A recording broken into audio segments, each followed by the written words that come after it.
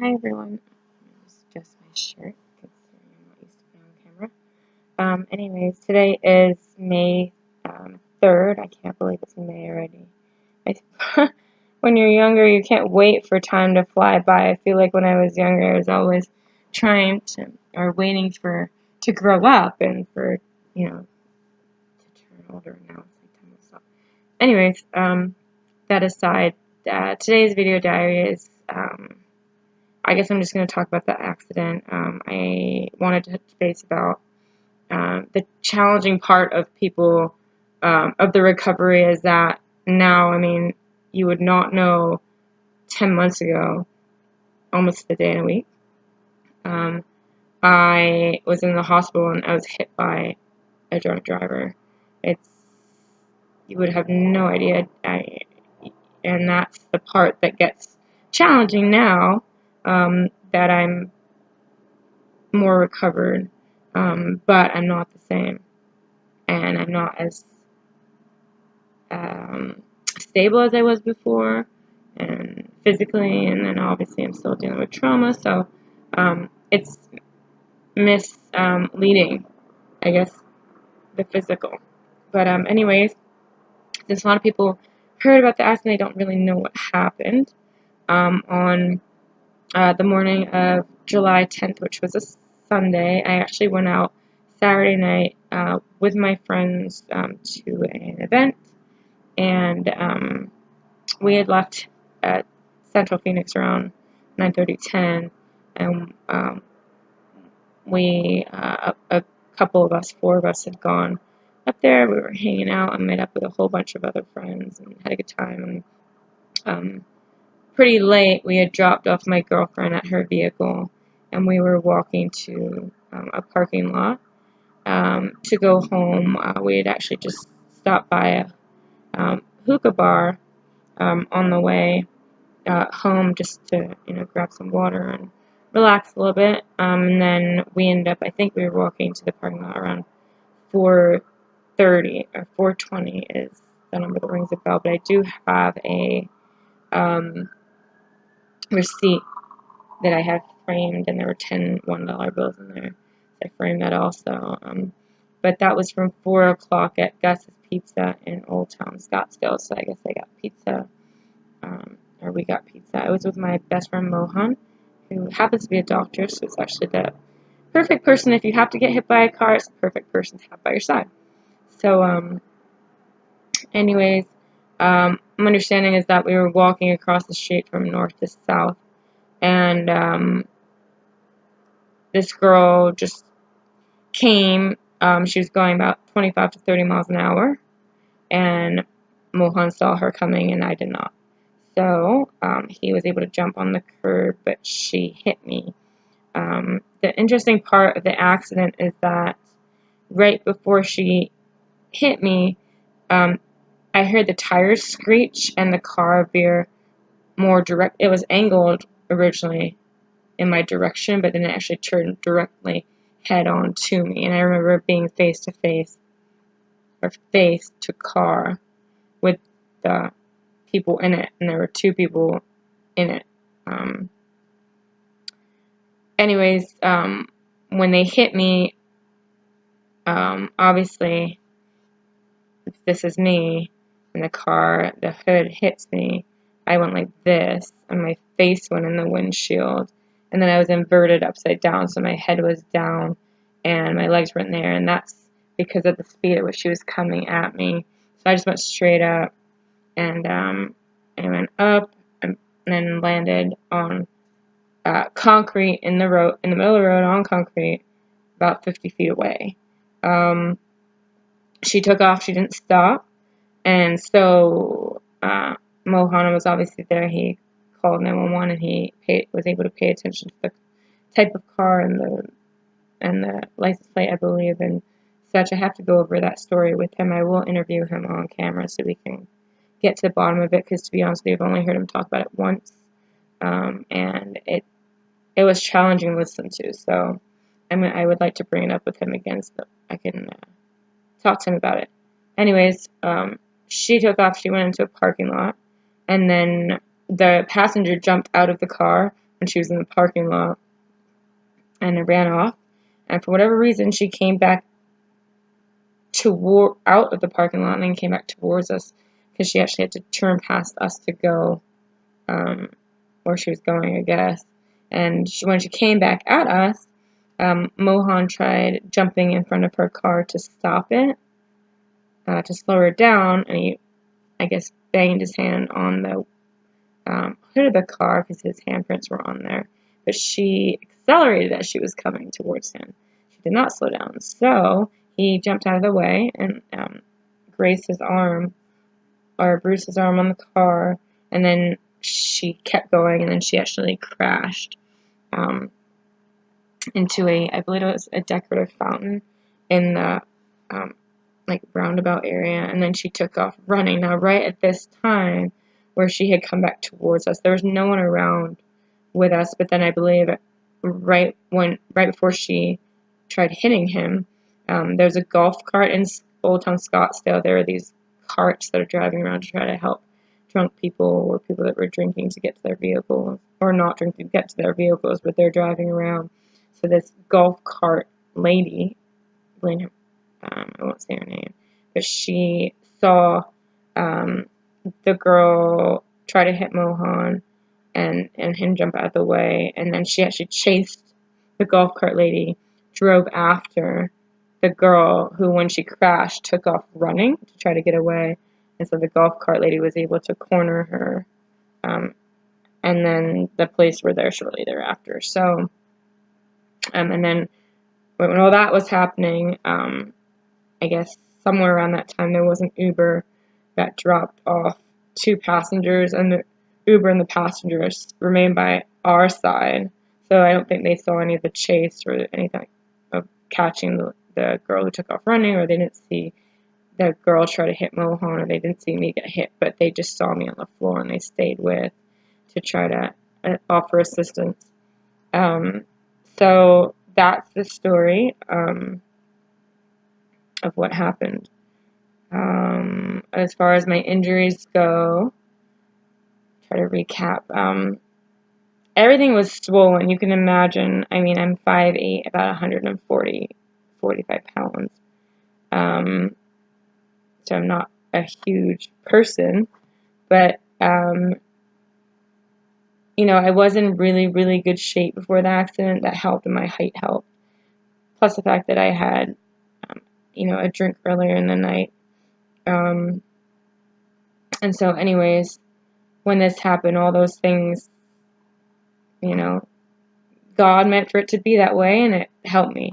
But the injuries that I'm about to list they were very severe. So I had a dislocated big left toe. I do have screws in my left knee, I believe.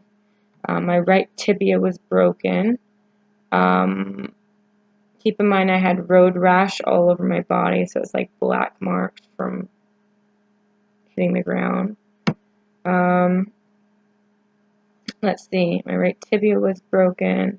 My pelvis was broken in 5 locations.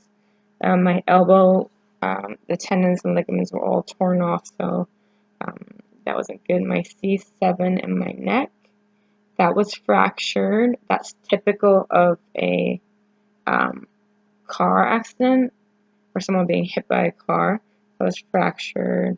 I had some broken ribs, one of which punctured my lung. It was a small puncture, but it did puncture my lung. Let's see, I had a head concussion. My nose, the cartilage was sticking out, and then she also split my chin. And then my teeth, they look really nice now. But my teeth were pushed into my mouth. You know, during the accident, I was conscious the whole time. I did not go unconscious. I was just in a state of shock. But one thing I do remember is that, I was so confused. But I remember feeling a tooth in the middle of my mouth and thinking, this is insane that there is a tooth in the bridge of my mouth. And I think that kind of registered as to how serious the accident was, and I did not want to see any mirrors or anything like that at all, because that freaked me out. And I know that the tone around me and the energy around me was just, it was scared, and people were saying a lot of things, doctors were saying a lot of things. I thank God was on medication. I don't 100% remember what was said, but I also wasn't paying attention because I tend to be a little bit rebellious in that way when I don't listen to what people tell me ever. I had never have. So in this case, it's kind of good, and a part of that goes with the fact that I don't feel that the body is something that always does. Well, I don't think a lot of things always. There are always exceptions. That's why that word exists. And the body is, people react to things differently. So that's really hard to tell or anticipate. But regardless, I believe they had told my family it would take a year for me to recover. So,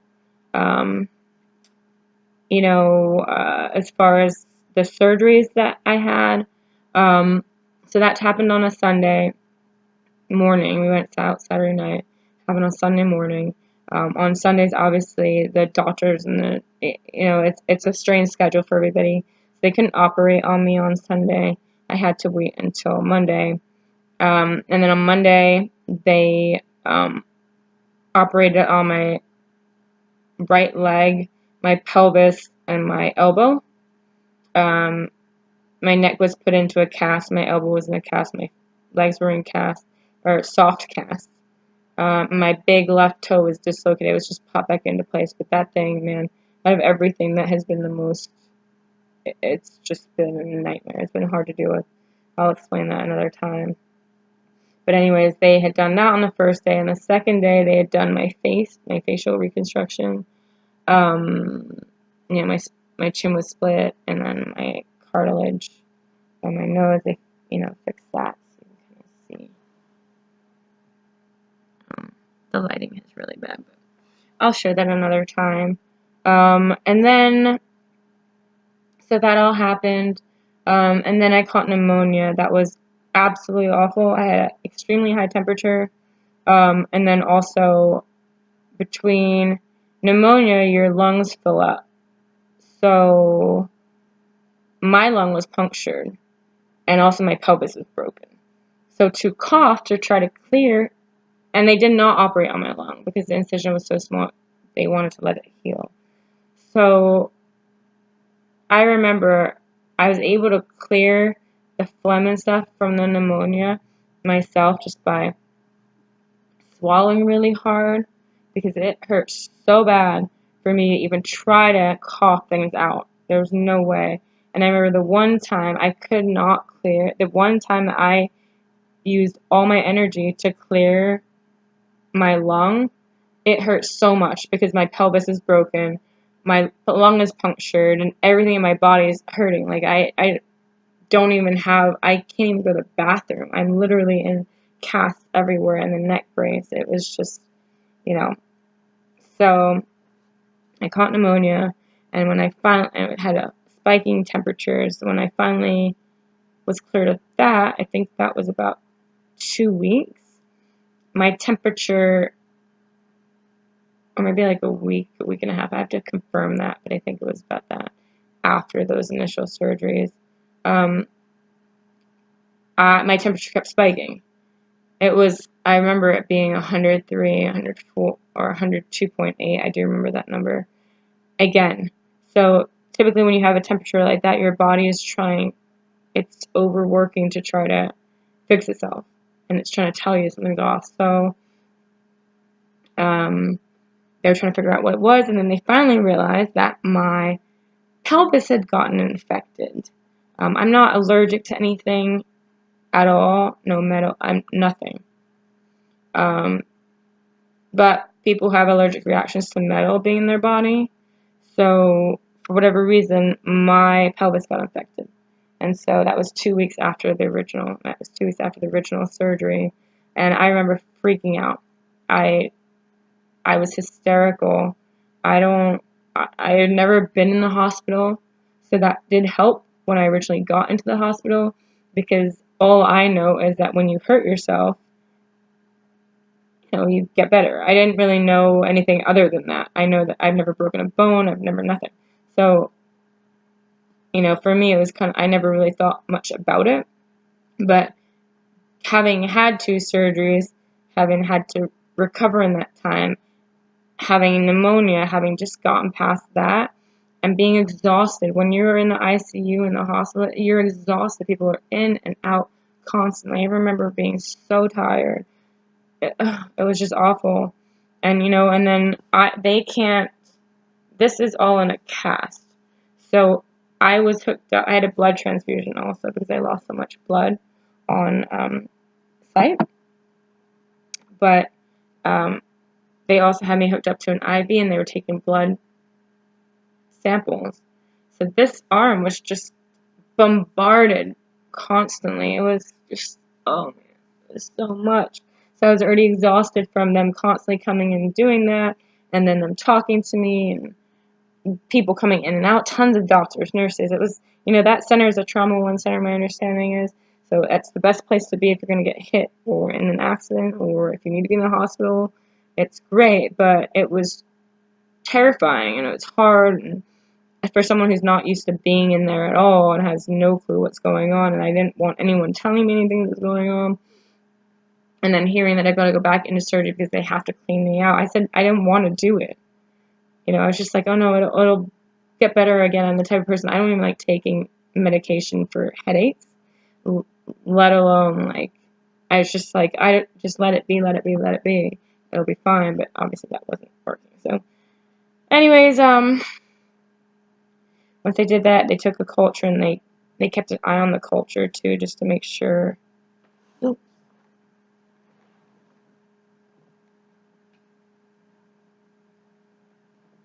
Okay, hold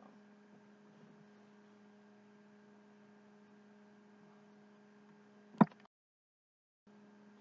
Okay, I'm back. So we were just talking about the 3rd surgery. So yeah, the 3rd surgery was that.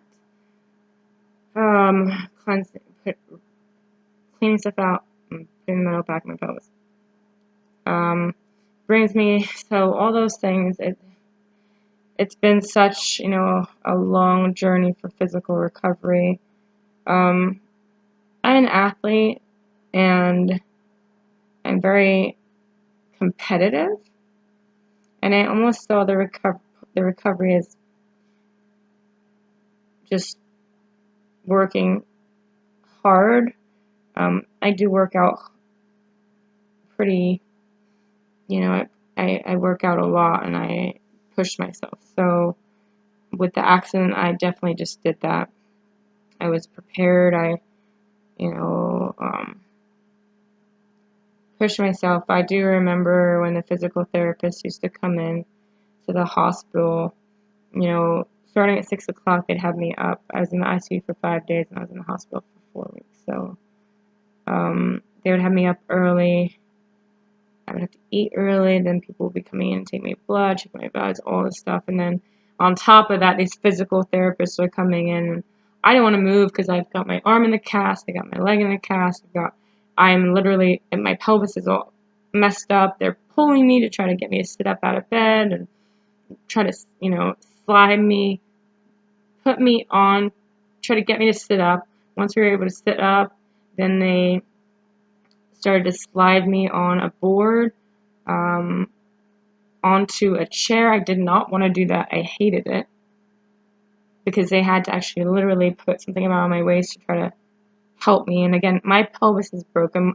I can't use my legs. I can't use my arm. It was so challenging. I remember being so mad at them. I think I apologized at one point. So I was like, I am such a rude person right now. I don't want you guys here. I just want to rest. I'm tired, and it's hurting. So, but they didn't listen. They just continue on. So, we pushed through that. And then when I finally was able to sit in a chair, I remember the first time I sat in the chair, I was left there for like 2 hours. It was awful. It hurt a lot. I finally split myself in the bed from my bed with their help into a chair, and then I had a pillow behind my back because my pelvis, like just to help me sit up straight, more like this. And then I sat there, and then for 2 hours sitting there, it's a totally different position from what I'm used to with my reclining bed. It was awful. Plus, I can't go to the bathroom, so keep in mind, every time I have to go to the bathroom, I have to call them. I had a catheter placed inside of me for a while. Then I had to do the bedpan. That was awful. Again, my pelvis is broken, and my limbs I can't move properly. So everything is painful. I have to get them to slide on, off me. You got to get them to wait outside. They're busy, so then I got them to wait outside because I don't like peeing in front of people. I also got my period right when I was in there, right in the beginning-ish, and I'm very private with that stuff. It's embarrassing to have people around you, and it's just those memories. Anyways, the bedpans were awful. But anyways, once I was able to get in the chair, then once I was able to move a little bit more, then we were able to get me into the wheelchair. And the wheelchair that was with Mohan was there, and we made a video that first day that I was able to get in a wheelchair. It was awesome. It was a really awesome day. He helped me get the wheelchair, and we just drove around that wing of the hospital, just like a victory lap. I was finally able to get out of my room. So after that, I went to rehab. It was supposed to be a transitional rehab, but I will talk about it. I just realized I'm going on 22 minutes, probably a really long video for people. So anyways, as far as my physical recovery goes and why it's strange now is because these memories, as you can see, it's been a long journey in making it. It was not easy. It was not a fast, it was, relatively speaking, it was fast. I was walking in a walker by 3 months. At 3 months, I believe. It's September 12th I came home. August 8th I moved from hospital to rehab. So when I came home, I was able to walk with, I think I was in the wheelchair when I came home, but I actually didn't have a walker with me, so it's been hard. So when people ask how I'm doing now and stuff, and now I'm getting closer to looking physically similar other than the cane, someone who doesn't know me or just is meeting me, and I have been going, trying to maintain some kind of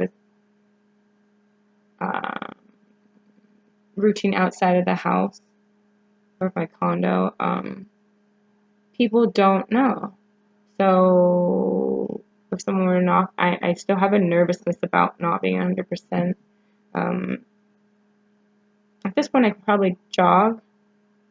I actually haven't tried it. I'm probably going to try it tomorrow. But, I just have nervousness because I'm not 100%. So, I've got mace on my keychain, and I've got, I'm mindful of who's around. I'm very watchful because I don't want to be targeted. But for the most part with the cane, it helps people to recognize at least I'm not 100%. I have a disability sticker, placard, and I try to be as nice as I can to people now. I think whereas before I was more in a rush. But I can definitely relate to, this social taboo, social stereotype of being disabled. It's challenging. It messes with your head. I'm used to getting stared at, probably just because I'm really tall. I used to wear heels that were about 3-4 inches. It put me at close to 6 foot when I used to go out. So in general, I just stand out. But also, I think a lot of people are not sure what my nationality is, so I get, looked at. So I'm kind of used to, I guess, the stares and attention, but it's uncomfortable now. I would rather just go on the radar. I don't, when you're out and about and it's 24/7, you're getting attention because you've got a cane in your hand, or you're walking slower, or you're just, the best way that I deal with it is smile, and people are really nice. People do try to go out of their way to help you for the most part. So anyways, that's my journal for today.